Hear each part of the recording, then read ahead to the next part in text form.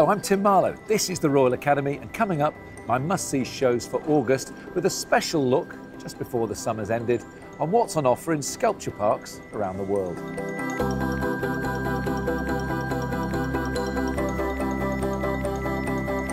Let's start off with a real highlight and a much anticipated event. The 5th edition in Germany of a sculpture event that graces the town of Munster just once a decade. In an understated way, Sculpture Project Munster has established itself as the most important showcase for contemporary sculptural artwork and installation. This year, 35 artists from 19 countries have been invited to fill the public spaces of the town of Munster, selecting a location of their choice for which they've created truly site-specific works. This year's edition has an emphasis on works reacting to the increased digitalisation of the world in which we live. There's also a focus on physicality in the body and an abundance of performance. 2017 is an animated and lively show, and, as is its tradition, it challenges public perceptions and contemporary concepts of what sculpture is and can be. The 5th edition of Sculpture Project Munster is now open and runs until the 1st of October, and then you've got to wait another 10 years. Next, here in the UK, British sculptor, Royal Academician, and recently appointed Knight of the Realm, Tony Cragg, is showing at the Yorkshire Sculpture Park. Situated in a 500-acre 18th century estate in northern England, the Yorkshire Sculpture Park is playing host to the largest UK exhibition to date of work by leading sculptor Tony Cragg.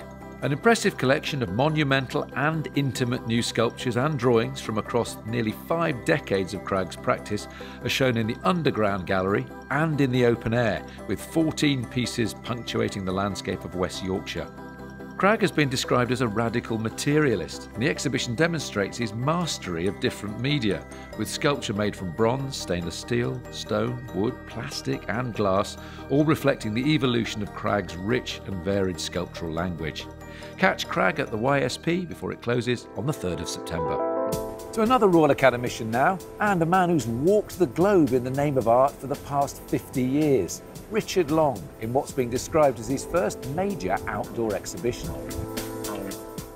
Earth Sky Richard Long at Houghton Hall showcases new site-specific works from the internationally recognised artist. He's one of the most influential figures in conceptual and land art, and Richard Long's works adorn the historic Norfolk House and grounds, working in harmony with landscape and architecture, but mainly landscape.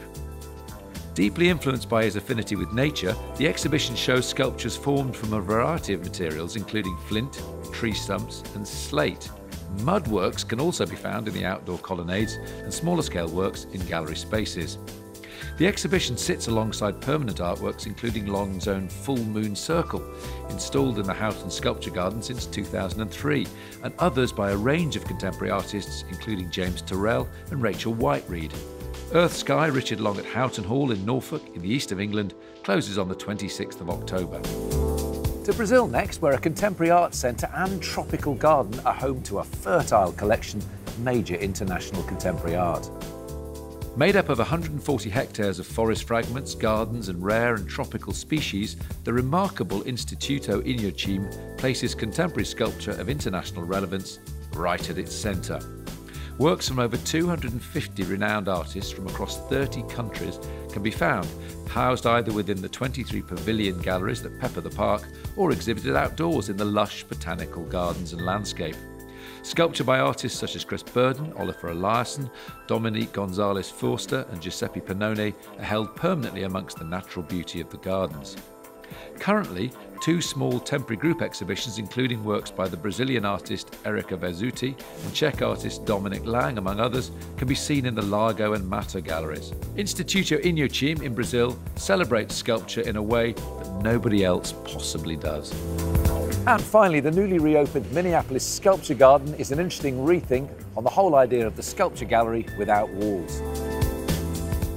Part of the Walker Arts Centre, the Minneapolis Sculpture Garden has recently reopened with a flourish of new acquisitions, revealing sculptural works from a number of acclaimed international artists. The park is now populated by pieces from, among others, Klaus Oldenburg, Gary Hume, Eva Rothschild, Katharina Fritsch and Robert Indiana.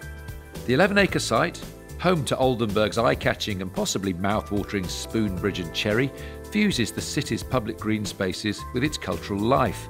New highlights include a monumental first permanent public artwork from Mark Manders and an elegant stainless steel form from Liz Lana, which sits outside the centre on a new entry plaza.